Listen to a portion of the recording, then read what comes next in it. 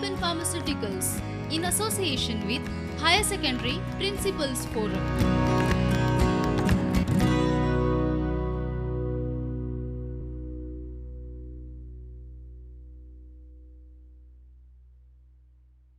Hello everyone. In the previous chapter, we have studied a lot of cultural developments which took place in India during the 6th century BCE. We saw that there were growth of new cities. There was a development in the coinage. Mahajanapada were formed, and apart from these two, we also kind of studied of two diverse system of thoughts which were called as Buddhism and Jainism during the later period.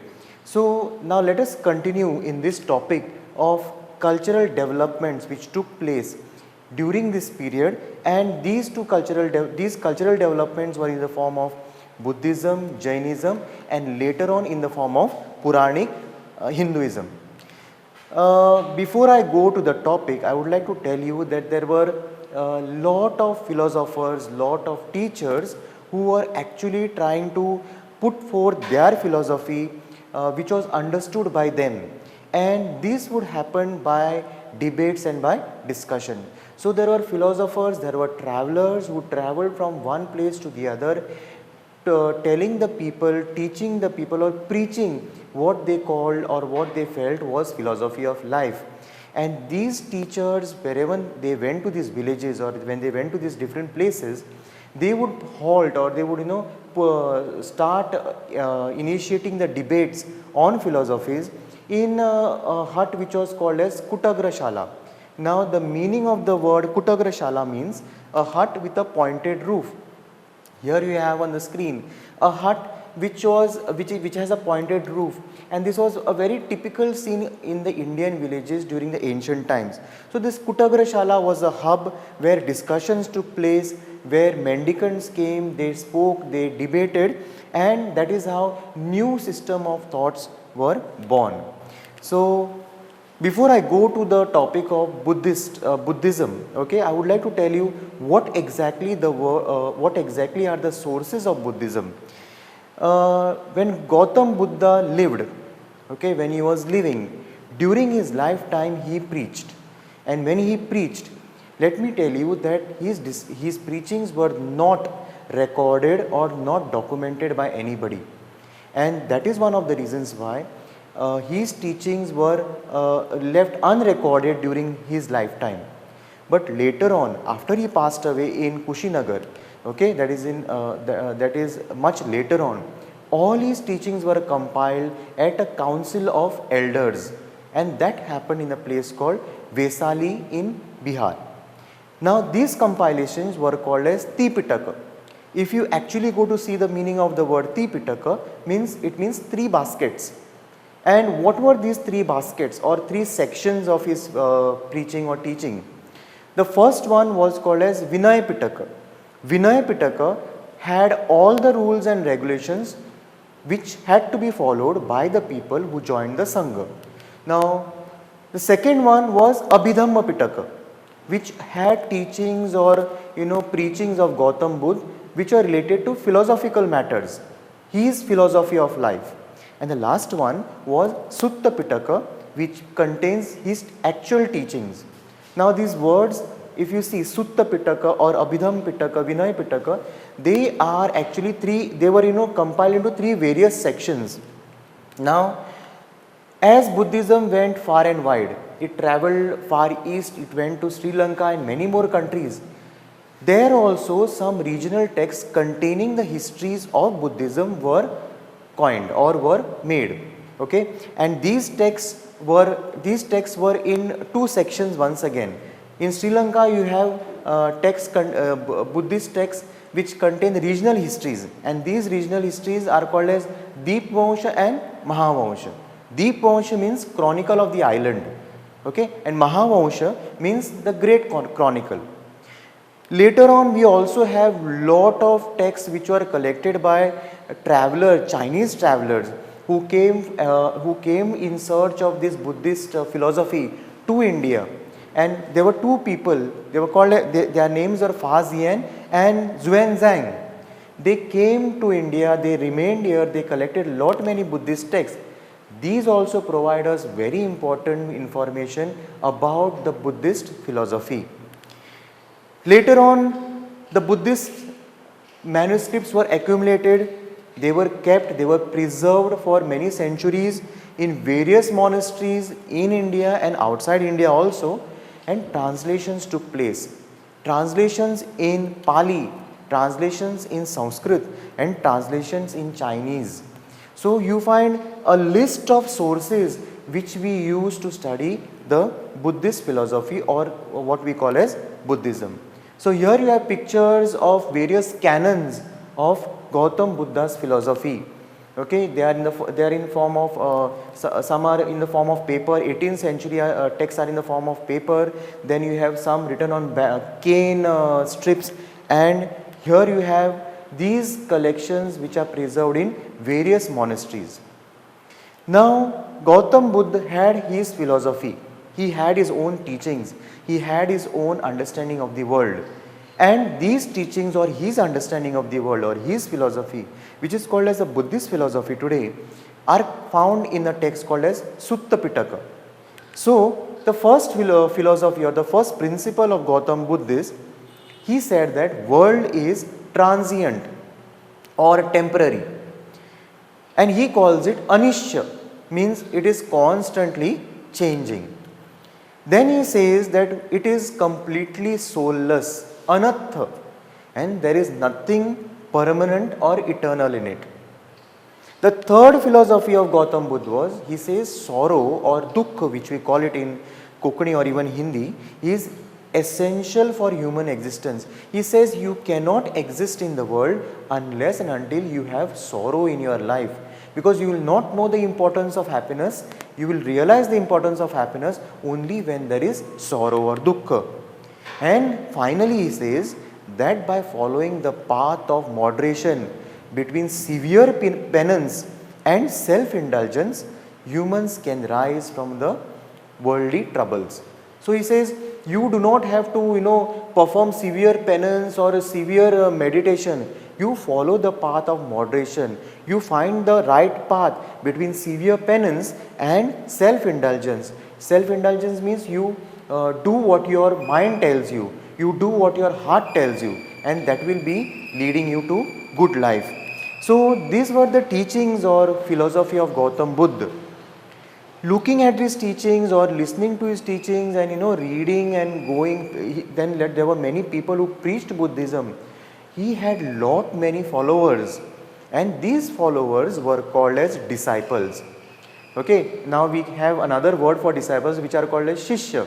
But basically these disciples were monks, and they were all teachers of Dhamma. That means they preached Buddhism throughout.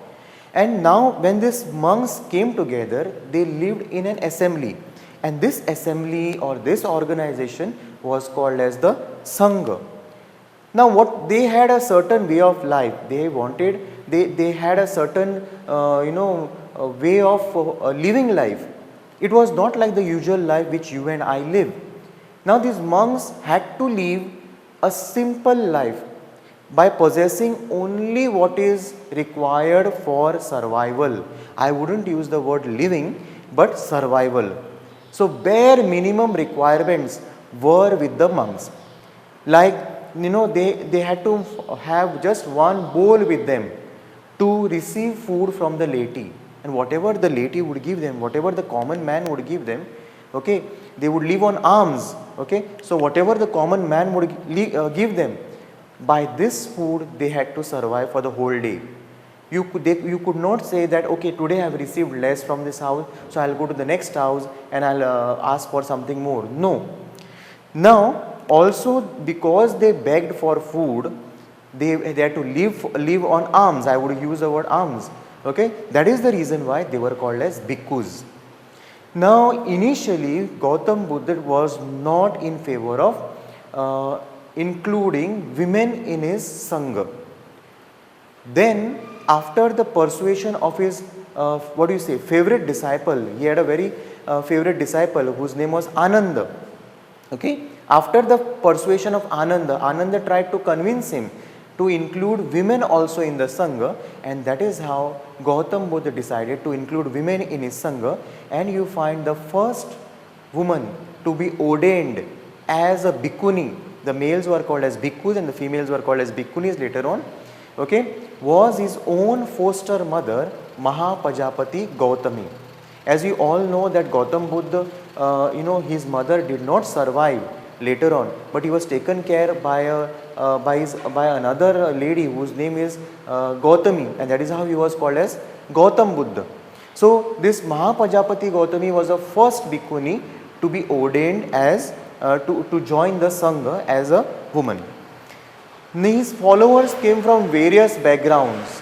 His followers were kings, his followers were wealthy men, his followers were workers, slaves, people who worked with wood, carpenters, and many other ivory workers and so on.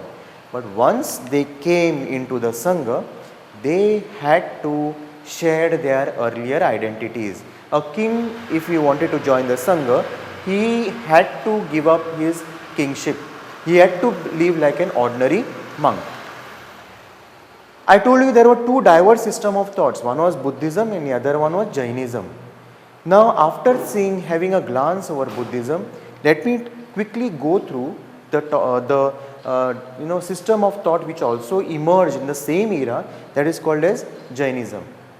Now, he was also called as Vardhaman, okay, Mahavir. He was called as Vardhaman Mahavir, and he was the 24th of the Tirthankar. There were 23 Tirthankars in the lineage. He was the 24th. He also came up with his own philosophy of life, and his philosophy was not same, okay, but very similar to Buddhist philosophy. He emphasized on something called as ahimsa, and that ahimsa remained in the Indian culture till today. Okay, they say that it has come from the Jain philosophy of life. The first philosophy what he preached was, he says all non-living and living things, they have life. He believes that stones, rocks, water has life, and he says you cannot injure any living being, okay, and that is the central focus of Jain philosophy, as I was telling you, ahimsa. So he says the moment you hurt somebody, that means you have done a sin. Then he says the cycle of life and birth is shaped through your karma.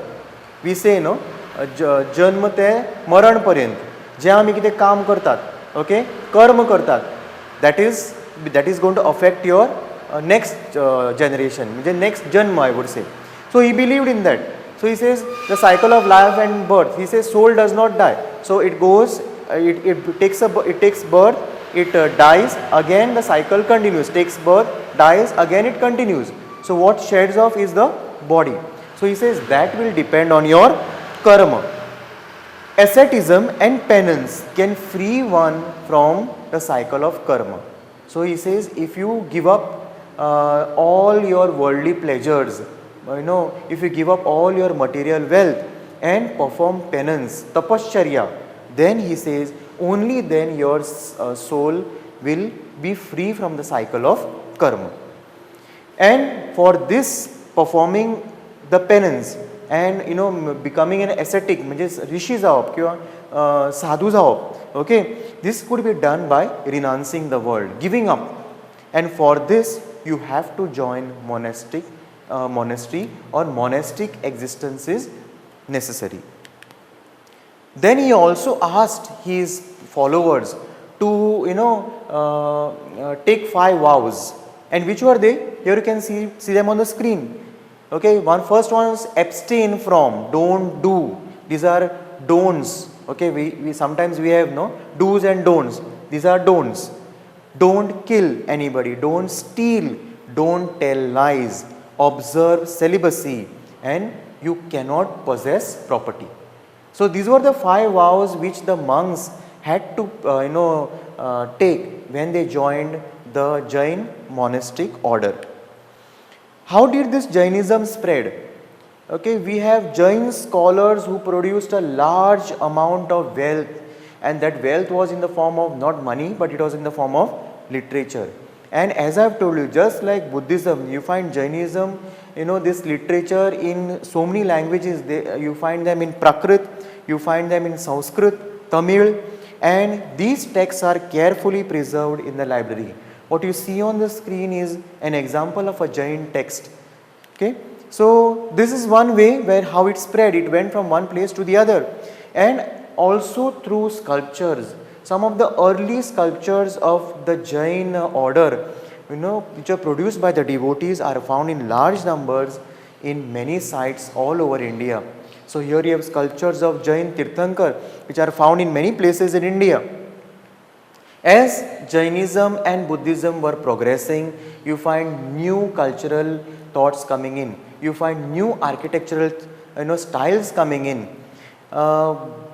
As Buddhism went ahead, you find new type of architecture or new type of symbols coming in. And one of the symbol which got associated to Buddhism was a stoop. A stoop is nothing but a mound. You can see on the screen, this is a stoop from Afghanistan, and it is just nothing but a built mound of bricks. And what was so important about this stoop? All the relics which were used or supposed to be used by Gautam Buddha, okay, it could be in the form of his teeth, some gems or coins, whatever, okay, all what had association with Gautam Buddha were buried in these mounds which are called as stoops. And here you see the relics which are in the form of cowrie shells, which are in the form of rings and coins. They were put in such kind of metal containers or caskets and were buried in these stoops. There is one more picture of the relics which are buried here. Okay. So the tradition of stoops, according to archaeologists or historians, they say it is pre-Buddhist. But once it started, they started burying these relics in these mounds, it started getting associated with Buddhism. And since they contained the relics, the entire stoop was now being venerated as a symbol of Buddha. According to the Buddhist text Ashokvadan, okay, Ashoka has distributed portion of Gautam Buddha's relics to every town and ordered a construction of stoop over them. So here you see one stoop from a cave in Maharashtra. You can see the stoop, the round, of course this is built out of, it's carved out of stone. Okay. Another stoop from Sanchi, very famous World Heritage Site. This is another stoop. Okay, so the relics of Gautam Buddha were buried in such kinds of mounds. This is a stoop from Maharashtra again. Now, we have seen why were they built? How were they built? What was the way in which the stoops were built? There are many inscriptions present on the base of the stoop or pillars near the stoops or at the side of the stoops. They tell us that they were built by donations which are made by kings like Satvahans and other powerful ones. Some of the stoops are built by guild of ivory workers. They built the gateways of the stoop. Okay. Some of them were built by ordinary men and women whose names are mentioned on the railings of the stoop or on the base of the stoop. So this is the way, even right from common man to the rich personality or the royal personality, I would say, the stoops were, they contributed in building the stoops. Bhikkhus and bhikkhunis, whatever they collected from the alms also contributed in building these stoops. Apart from stoops, there were other symbols which also came and became a part of Buddhist culture or Buddhist art, I would say. And early sculptors did not show Gautam Buddha in a human form, but showed him through different symbols. Like you find empty seat, which indicates the meditating Gautam Buddha. Here you see a picture where people are standing around him and they're around a seat, and the seat is completely empty. You can see a pillow here, and this symbol of empty seat meant that Gautam Buddha is meditating. So such kinds of symbols were carved by sculptors to indicate Gautam Buddha's existence. Then we have a stup which represents Mahaparinibbanna, that is Gautam Buddha's last phase of life. So whenever they would carve a stup, that means it is Mahaparinibbanna. You also find a wheel which is shown on many carvings. You can see on the screen there is a wheel and people are praying to it, which shows that he is preaching the first sermon which happened at Sarnath. Okay, so whenever there is a wheel in Buddhist architecture, you have to know that it represents the first sermon at Sarnath. Then we have a tree which is shown in such kinds of art. Okay, so people are praying and there is a tree, and here it means it is a symbol or an event. It is a symbol which shows an event in Gautam Buddha's life. Maybe he is preaching somewhere, or he is meditating, or he has come to a village. So the tree represented an event in his life. So these were the various symbols which slowly came in and became a part of Buddhist art. Now there were also popular traditions which are slowly creeping into Buddhist art. And you know, these sculptures or these popular traditions came in through sculptures, they came in through various art forms, and these sculptures were not directly inspired by Buddhist ideas.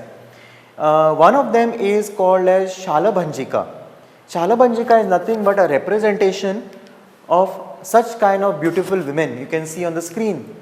And these women were shown to hold a branch of a tree, clinging onto a branch of a tree. Their touch was supposed to be a boon to the tree. It would be laden with fruits and flowers, and also they were believed to be causing they were like a gift to the tree. Okay, that touch was believed to be very important or very fruitful for the tree. So these Shalabhanjikas, the historians say that they might have crept in from some popular traditions of which were existing during that time. Also you find on the railings of the stup, okay, you find animals which, like elephants, which are significance of strength, might and power. They also became a part. Then monkeys, horses, cattle, all these became a part of Buddhist art. So you have an elephant which signifies strength. Then you have some cattle which is shown. Okay, you have monkeys and birds which are shown. All these became a part of Buddhist art. Then there is one more tradition which also crept in, and you know, there is one woman who is shown, and she is surrounded by lotuses. You can see on the screen, there is a woman who is surrounded by lotuses, fully bloomed lotuses, and two elephants sprinkling water on her head, okay, performing an abhishek. She was called as Gajalakshmi, but some also say that she represents Maya, the person who gave birth to Gautam Buddha. So last one is serpent, okay, like the Nag worship we have. This also became a very important part of Gautam Buddha's, Buddhist philosophy, okay, or Buddhist art. So there are many discussions, debates on this, so as to how these popular traditions, which were not a part of actual Buddhism initially, became a part of Buddhist art. And as Buddhism developed, Jainism developed, there was yet one more cultural trend which was coming in, and that was called as Puranic Hinduism, or a culture which was based on the Purans, mythological stories. As Gautam Buddha was portrayed as the savior of the world, okay, this notion of a savior being shown was not only found in Buddhism, but later on it was also depicted in Hinduism. In Hinduism, you find Vishnu being shown as the savior. Okay, he is shown as saving the Mother Earth. He is shown as preserving the culture or preserver of the universe.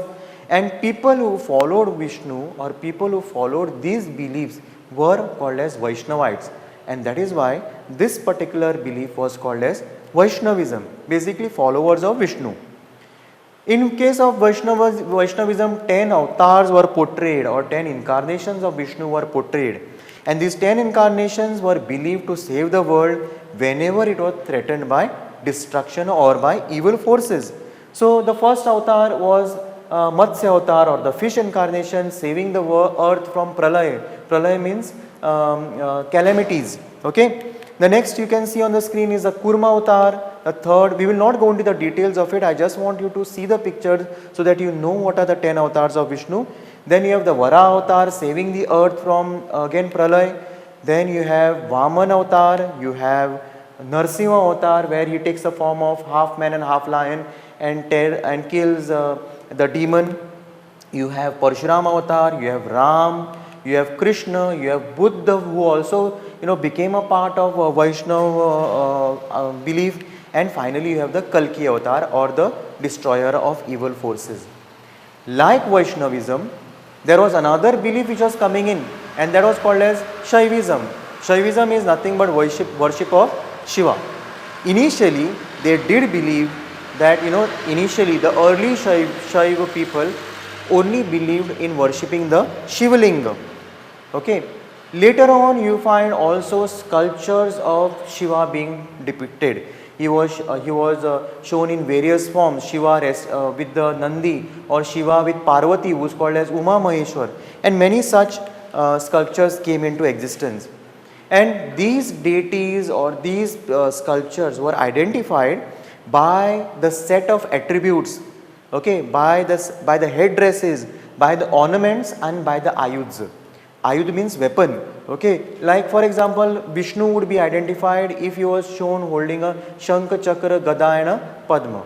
Okay, Shiva would be identified with a Trishul and with a matted hair, Jata. And you have various other ornaments which are shown. Okay, like the skin around Shiva's waist, or Krishna would be identified by a flute. So here you see in this chapter all diverse system of thoughts which sprang up during the 6th century BCE and went up till the Gupta era. Prudent Scholars, powered by Lupin Pharmaceuticals.